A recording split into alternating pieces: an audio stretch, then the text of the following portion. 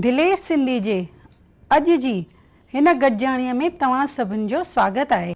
हर इंसान जे ज़िंदगी जीअण जो अंदाज़ ऐं नज़रियो जुदा जुदा हूंदो आहे। कंहिंजी जीवन त सिर्फ़ु पाण ताईं ई महदूद हूंदी आहे, पर के थोरा ई हूंदा आहिनि जेके ॿियनि जे जीवन खे बि सहूलियतुनि सां भरणु चाहींदा आहिनि, ॿियनि जे बारे में पिणु सोचींदा आहिनि। अॼु जी असांजी गॾजाणीअ में हिकु अहिड़ी ई शख़्सियत मौजूदु आहिनि जिन जो जीवन अहिड़े त गुल मिसल आहे जो जॾहिं ॿियनि जे जीवन जे संपर्क में अचनि त उन्हनि जे जीवन खे पिणु महकाए छॾनि। Mrs Maya Kishore Shahani ji, chairperson Shahani group जा, chairperson Thadomal Shahani centre of management, Thadomal Shahani centre of media and communication जा chairperson, Shahani academic and global empowerment foundation जा यानी सेज फाउंडेशन जा चेयरपर्सन, ग्लोबल डायलॉग फाउंडेशन जा vice chairperson, Hyderabad Sindh national college जा ट्रस्टी ऐं थदोमल शाहानी ट्रस्ट जा ट्रस्टी। अॼु जी गॾजाणीअ में तव्हांजो स्वागत आहे। तव्हां असां सां गॾु अॼु आहियो, इन जी असांखे बेहद ख़ुशी आहे। थैंक यू हीना जी, मूंखे बेहद ख़ुशी आहे तव्हां सां गॾिजण। माया जी, दिलेर सिंधी जे अॼु जी गॾजाणीअ में तव्हांजो स्वागत आहे। प्रोग्राम जी शुरूआत कंदासीं, तव्हां खां इहो ॼाणंदासीं त तव्हांजो जनमु सिंध में कहिड़े शहर में थियो? हीना जी, मुंहिंजो जनमु अनडिवाइडेड इंडिया कराची में थियो, जेको हींअर पार्टीशन खां पोइ पाकिस्तान जो हिसो थी वियो आहे। कराची में बंदर रोड हुई जिते हिकिड़ो हॉस्पिटल हो जंहिंखे स्टेट सिटी हॉस्पिटल चवंदा हुआ। उन जे ऑपोज़िट मुंहिंजी फैमिली जो हिकिड़ो वॾो शाही बंगलो हो जिते मुंहिंजो जनमु थियो, छाकाणि उन्हनि ॾींहंनि में हॉस्पिटल्स में जन्म कोन थींदा हुआ।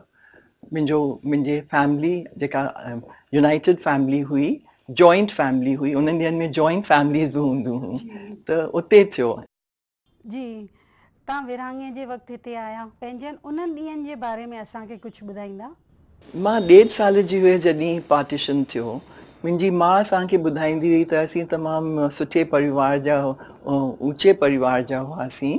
मुंहिंजो परॾाॾो परमानंद वकील हो जंहिंखे 2 घोड़नि जी घोड़े गाॾी हुई, जेको स्टेटस सिंबल सम्झो वेंदो हो। पर पार्टीशन खां पोइ त सभु उथल पुथल थी वियो, त असीं सभु उते छॾे हिते आयासीं रेफ्यूजीज़ वांगुरु।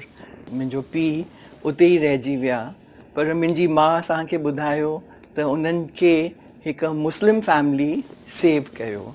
ऐं मां हिते जॾहिं आयसि त मुंहिंजी माउ उहा उन अहिड़ी संभाल कई, पंहिंजे पेट ते पटी ॿधी असांखे सुठे में सुठे स्कूल्स में मोकिलियूं। असांखे पैसनि जी त तमामु तंगी हुई। मुंहिंजी माउ जो नालो सुंदरी हो, उहा ब्यूटी हुई कराची जी, पर उन पाण खे विसारे असांखे अहिड़ो सुठो इल्मु ॾिनो 3 ॿारनि खे। त इहा मूंखे हिकु शिक्षा मिली त education is the best wealth U can leave for your children. मुंहिंजी मम्मी क्लास में हमेशह फर्स्ट ईंदी हुई, त उन्हनि ॾींहंनि में पाकिस्तान में लेडीज़ कमु कोन कंदियूं हुयूं, पर मुंहिंजी मम्मी ऐं मुंहिंजी पोपटी उन्हनि ॿिन्ही रेलवेज़ में कमु कयो। त इहा तमामु वॾी ॻाल्हि हुई उन्हनि ॾींहंनि में, चयूं त लेडीज़ कीअं थियूं कमु कनि ऐं ट्रैवल कंदियूं हुयूं ट्रेन्स में अकेलो। पर उहा ॿियनि जो ख़्यालु कोन कंदी हुई, जो चवंदी त जेको उनखे सम्झ आई त ही मां सुठो कमु पई करां त उहा कंदी हुई। मुंहिंजी मम्मी जी थिंकिंग ॾाढी फॉरवर्ड हुई। मां जेको बि आहियां अॼु उन जे करे आहियां, छाकाणि उन जेके मूंखे वैल्यू सेखारियूं, जेका एजुकेशन मूंखे घर में ॾिनई, ॿिन्ही मुंहिंजे माउ पीउ, त उन जे करे अॼु जेको मां आहियां उन्हनि जे लाइ आहियां, एंड ऑफ कोर्स मुंहिंजे इन लॉ जे लाइ। तव्हांजी शादी कहिड़े साल में थी?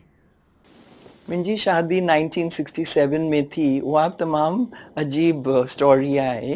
मां जॾहिं मुंहिंजी माउ त तमामु सुहिणी हुई, मुंहिंजी भेण बि तमामु सुहिणी हुई, ऐं मां फैमिली जी अगली डकलिंग हुयसि।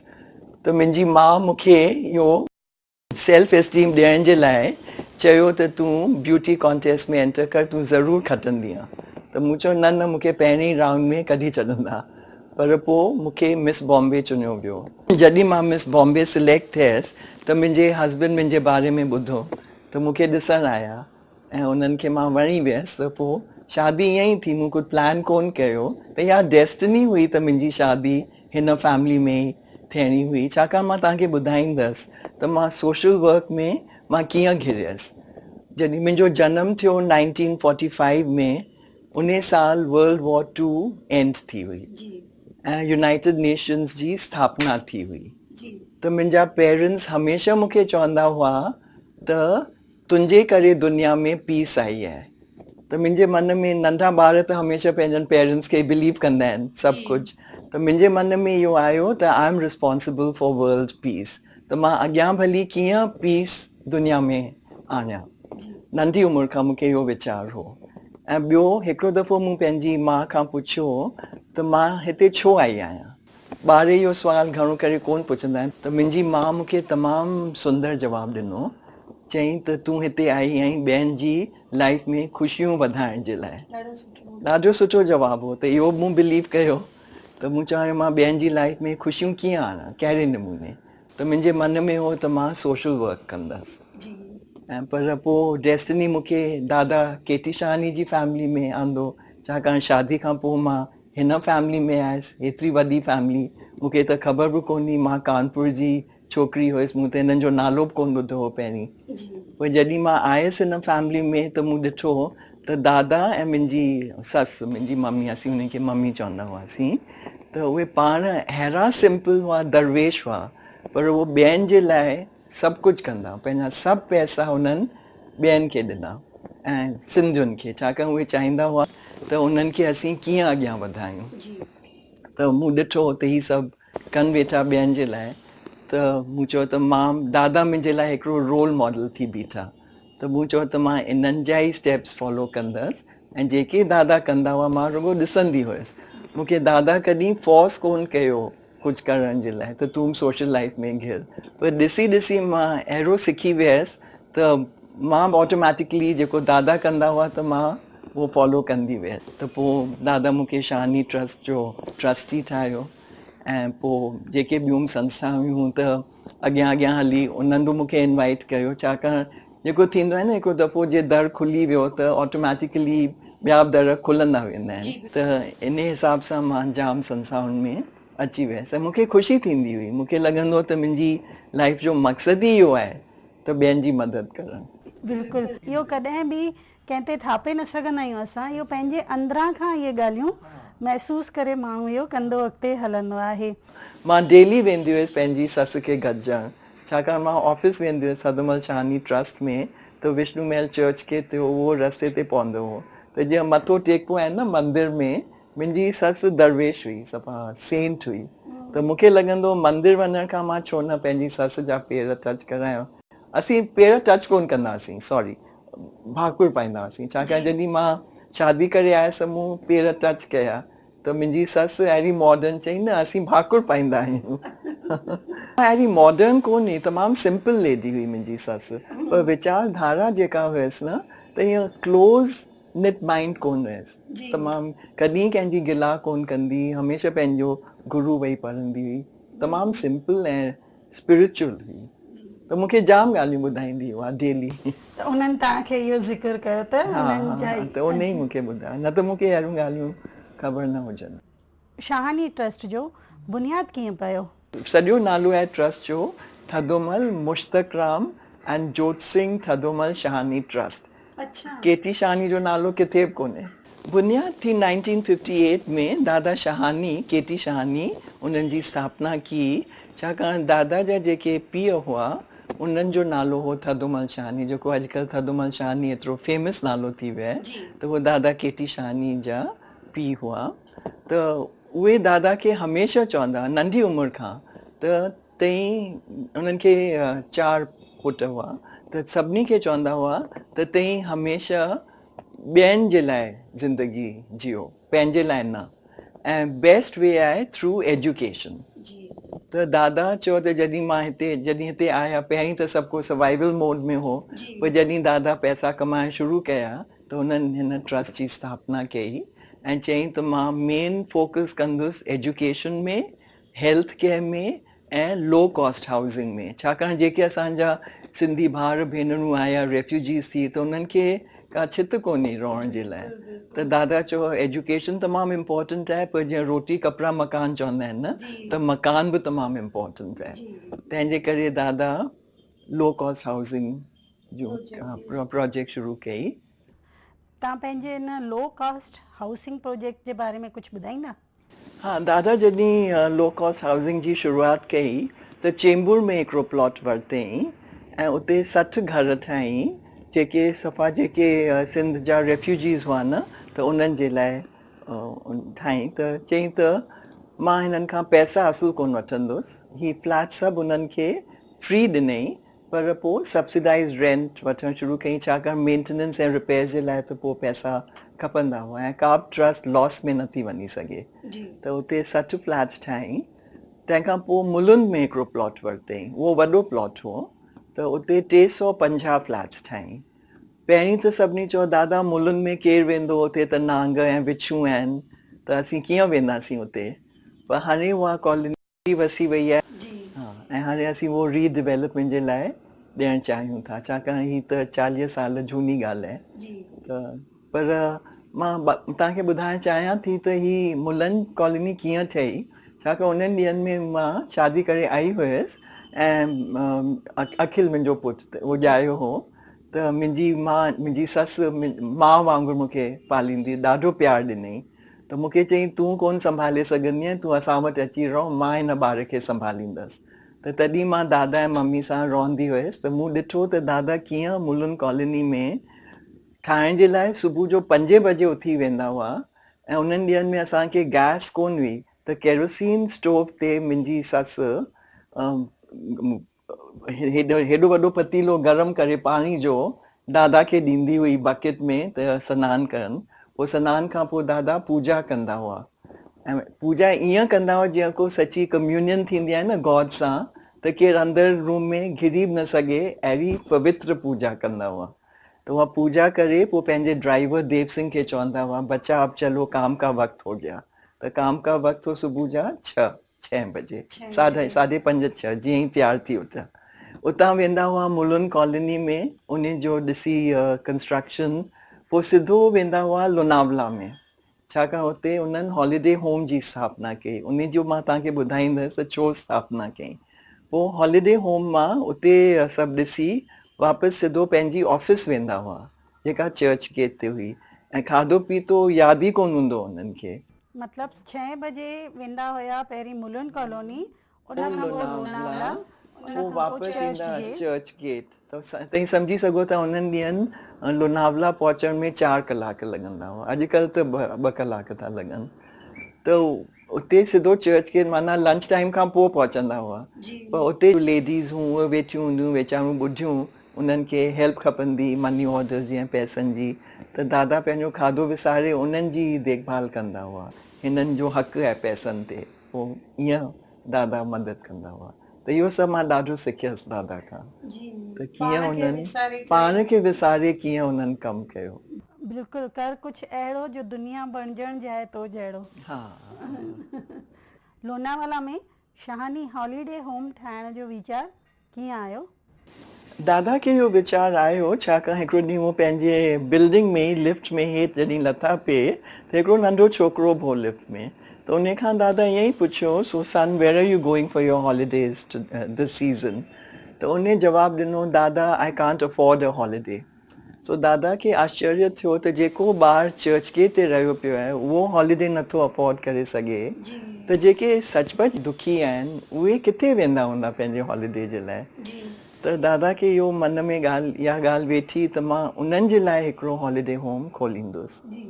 त हिन इंसिडेंट खां पोइ उन्हनि लोनावला में हिकिड़ो पट ख़रीदियो ऐं लोनावला उन्हनि ॾींहंनि में तमामु नंढो हिकिड़ो ॻोठु वांगुरु हो। हींअर अॻियां वधी वियो आहे, मां सम्झां थी दादा जे करे, छाकाणि उते रेलवे स्टेशन बि कोन हुई। त जॾहिं थदोमल शाहनी हॉलीडे होम ठही वियो लोनावला में, त उते 60 रूम्स दादा ठाहियूं हुयूं। त उते एतिरा माण्हू अचण जी तमन्ना कंदा हुआ, पर हुआ सभु ग़रीब। त दादा सोचियो त ही ईंदा कीअं लोनावला में, उन्हनि ॾींहंनि में बॉम्बे टू पूना ट्रेन वेंदी हुई, पर लोनावला में का बि ट्रेन कोन रुकंदी, छाकाणि हुते स्टेशन हुई कोन। त दादा जो हिकिड़ो फ्रेंड हो तुलसी भाटिया, त उहे रेलवेज़ में हुआ। उनखे दादा चयो त मूंखे तव्हीं मदद करो त असीं हिते हिकु स्टेशन खोलियूं जीअं मुंहिंजा सभु माण्हू हिते अची सघनि। त तुलसी भाटिया खे हॉलीडे होम जी ॻाल्हि तमामु सुठी लॻी, त उन्हनि उते स्टेशन ठाराए ॾिनी दादा खे, जेका रुॻो 7 मिंट परे हुई असांजे हॉलीडे होम खां, त जीअं हुननि खे तकलीफ़ न थिए अचण वञण में, छाकाणि दादा कुझु चार्ज कोन कयो उन्हनि खे रहण जो, सफ़ा फ्री ॾिनई हॉलीडे होम रहण जे लाइ। भई उन्हनि खे उते पहुचण में का तकलीफ़ न थिए ऐं माना वधीक भाड़ो न ख़र्चणो पए, सुठी तरह स्टेशन तां ई वॉकेबल डिस्टेंस सां हो इन हॉलीडे होम जो मज़ो वठी सघनि, पंहिंजूं हॉलीडेज़ करे सघनि। इहा त तमामु सुठी ॻाल्हि तव्हां असांखे ॿुधाई। इन जे करे ई शायदि लोनावला में शहानी मार्ग आहे। हा, इन जे करे ई लोनावला में इन्हनि DT शहानी रोड जी स्थापना कई, लोनावला म्यूनिसिपल कॉर्पोरेशन। त DT शहानी दयाराम थदोमल शहानी आहिनि, दादा जा वॾा भाउ। दादा हिकिड़ो एल्डर्स होम बि खोलियो जेको जस्टिस चैनानी जे नाले रखियईं। दादा ऐं जस्टिस चैनानी मरीन ड्राइव ते पंधु कंदा हुआ रोज़ सांझी जो, ऐं जस्टिस चैनानी दादा खे हिकिड़ो ॾींहुं चयो त मूंखे एल्डर्स होम खोलण जी ॾाढी तमन्ना आहे, ऐं ॿिए ॾींहुं हिकु कार जे हेठि जस्टिस चैनानी जे एक्सीडेंट में गुज़ारे विया। त दादा खे अहिड़ो शौक़ु अची वियो त चई मां कहिड़े बि नमूने ही एल्डर्स होम खोलींदुसि। त जेका असांजी मुलुंड कॉलोनी हुई उन पट ते दादा थोरो हिसो ॾिनो जस्टिस चैनानी कमिटी ठाहिण में, ऐं उन्हनि खे चयईं त तव्हीं हिते एल्डर्स होम खोलियो ऐं हलायो। त दादा पहिरीं पाण पंहिंजा पैसा कढी ॾिना। दादा हमेशह ईअं कंदा हुआ, पहिरीं पंहिंजा पैसा ॾींदा हुआ, पोइ वेंदा हुआ हिकु हिकु संस्था में ऐं चवंदा हुआ त मूं हिननि खे अहिड़ी मदद कई आहे, हाणे तव्हीं कहिड़ी मदद था करे सघो। त पोइ सभई माण्हू अॻियां वधंदा हुआ, छाकाणि सभिनी चयो दादा ऑनेस्ट आहिनि, असांजा पैसा किथे हेठि मथे कोन थींदा। त अहिड़े नमूने जस्टिस चैनानी एल्डर्स होम बि शुरू थियो। Hyderabad Sindh national colleges board जे तरफ़ां थदोमल शहानी इंजीनियरिंग कॉलेज जो निर्माण थियो। त इन कॉलेज ते थदोमल शहानी नालो कीअं पियो?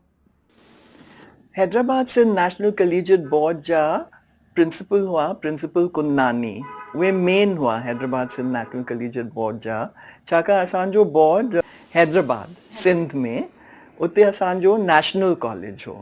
त प्रिंसिपल कुन्नानी चाहींदा हुआ त नेशनल कॉलेज कीअं बसी हिते मुंबई में, उन्हनि में त बॉम्बे हो, त बॉम्बे में मां आणींदुसि नेशनल कॉलेज। त दादा होचंद अडवानी ऐं प्रिंसिपल कुन्नानी इहे टे हुआ जेके गॾु करे इन्हनि ही नेशनल कॉलेज जी स्थापना की। पर प्रिंसिपल कुन्नानी उन्हनि में मेन हो, छाकाणि उन्हनि पंहिंजी वाइफ जी ज्वेलरी सेल करे इहो पटु वरितो। ऐं तव्हीं सम्झी सघो था असीं सभु रेफ्यूजीज़ थी आयासीं, जोतू वेचारी पंहिंजी ज्वेलरी थोरी लिकाए करे हिते खणी आई, त उहा ज्वेलरी पर उन ख़ुशी सां ॾिनी पंहिंजी ज्वेलरी, अहिड़ी सैक्रिफाइस कयईं। त तॾहिं असांखे हीउ पटु मिलियो नेशनल कॉलेज जो। त उन पट में जेका जॻहि हुई, त दादा जी तमामु तमन्ना हुई त हिते असीं हिकिड़ो इंजीनियरिंग कॉलेज खोलियूं। त प्रिंसिपल कुन्नानी दादा सां मरीन ड्राइव ते पंधु कंदा हुआ, जेके वॾा सिंधीज़ हुआ न, दादा हुते बेंचिस बि ठाहियूं हुयूं, त जीअं सभई हुते गॾु पंधु करे बेंचिस ते वेही जेके विजनरी ॻाल्हियूं सोचींदा हुआ उते ई सोचींदा हुआ। त प्रिंसिपल कुन्नानी खे दादा चयो त मां इंजीनियरिंग कॉलेज खोलणु चाहियां थो ऐं असीं गॾु खोलियूं। प्रिंसिपल कुन्नानी चवंदा हुआ त जंहिं समाज सेवा कई आहे, जंहिंजो नालो समाज में रोशन आहे, जंहिं एतिरियूं सैक्रिफाइसिस कयूं आहिनि, मां ही कॉलेज उन जे नाले खोलींदुसि। त उहे उन्हनि चाहियो त दादा केटी शहानी जे नाले ही कॉलेज शुरू थिए, पर दादा चवनि न, मुंहिंजे नाले ते न खोलो, मुंहिंजे पिता जे नाले खोलो। त थदोमल शहानी खे सिंधी कोटा बि आहे न?